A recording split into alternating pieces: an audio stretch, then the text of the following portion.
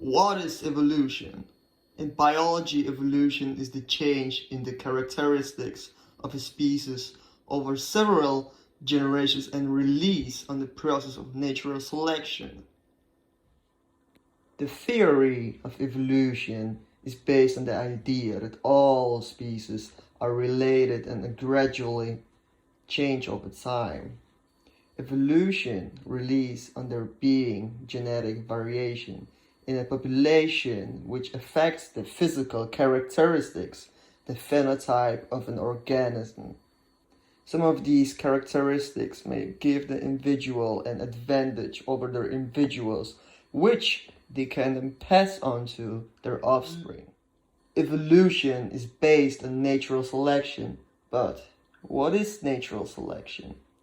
Charles Darwin's theory of evolution states that evolution happens by natural selection.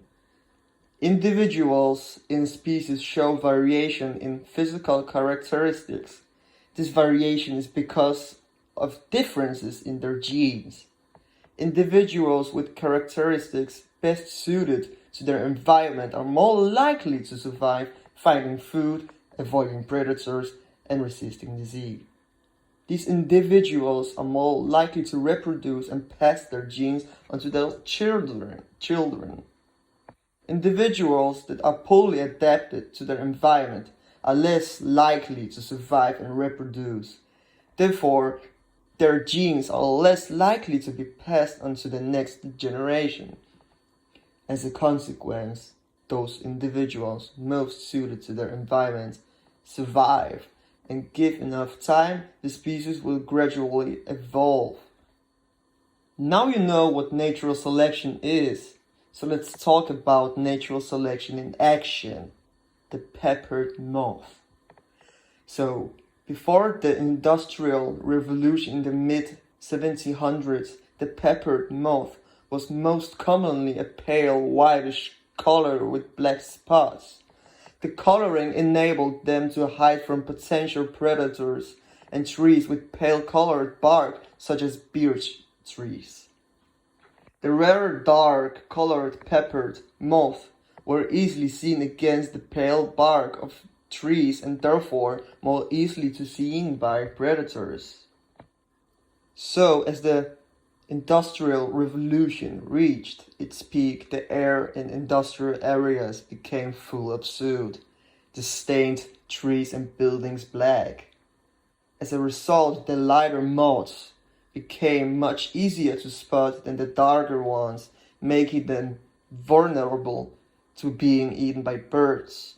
The darker moths were now camouflaged against the soot-stained trees and therefore less likely to be eaten. Over time, this change in the environment led the darker moths becoming more common and the place of moths rarer. So, what have genes got to do with it? The mechanism of evolution operates at the genomic level. Changes in DNA sequences affect the composition and expression of our genes, the basic units of inheritance. To understand how different species have evolved, we have to look at the DNA sequences in their genomes. Our evolutionary history is written into our genome. The human genome looks the way it does because of all the genetic changes that affected our ancestors. So, when DNA and genes in different species look very similar, this is usually taken as evidence of them sharing ancestors.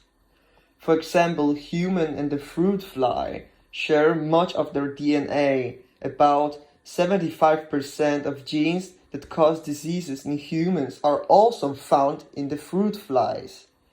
DNA accumulates changes over time. Some of these changes can be beneficial and provide a selective advantage for an organism. Or other changes may be harmful if they affect an important everyday function. As a result, some genes do not change much. They are said to be conserved. So, is there only one type of evolution? Maybe that's what you think, but nope. There's different types of evolution. Convergent evolution is when the same adaptations evolve independently under similar selection pressures. For example, flying insects, birds, and bats have all evolved the ability to fly, but independently of each other. So the next one is coevolution. When two species of groups of species have evolved alongside each other, where one adapts to the changes in the other, for example, flowering plants and pollinating insects such as bees or butterflies.